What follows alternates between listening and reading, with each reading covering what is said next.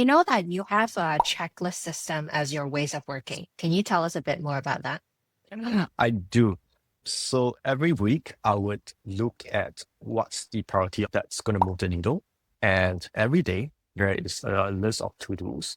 So I tag those to-dos that is going to move the needle with simple label to get this done today. And very often I label it because it's uncomfortable. So the tag is there to remind me that I have to do it today. I cannot drop this piece. Can you describe what's currently on your plate? Okay. So there's two main things that I'm focused on right now. One is growth and one is customer success or product excellence. On the growth side, we have got our first couple of clients. We got some nice revenue coming in. How can we go much bigger from here? Because our first few customers have been finding our product useful for them and it's showing results. Now, how can I find this kind of customers to work? To grow, get in front of people. The other aspect is the customer success. With the existing set of customers, how can we help them set out to achieve things that we said we would? If somebody's hearing this for the first time, what would you describe as the problem space Mm. that you're working to solve? So my company is Inscribe and we help people get in front of people. We do search engine and AI search optimization. There's a new wave of people that's starting to find product or interact with ChatGPT way more than Google these days. So we help them by designing content to put out there so that they can be present on both of these engines. So if we take yourself as an Yep. example, how do you go about getting in front of people? I'll look at two things. One is the evergreen topics, like what people have been asking about for the longest time.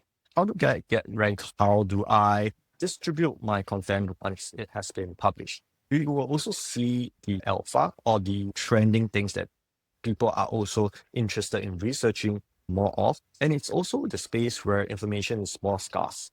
In my space, that would be like this whole new term called AEO, answering engine optimization, or GEO, generative engine optimization. What are they and how they differ from SEO? Well, as you're doing all of that, what's the most annoying part of your job, right? If I'll be frank, it's the operation side.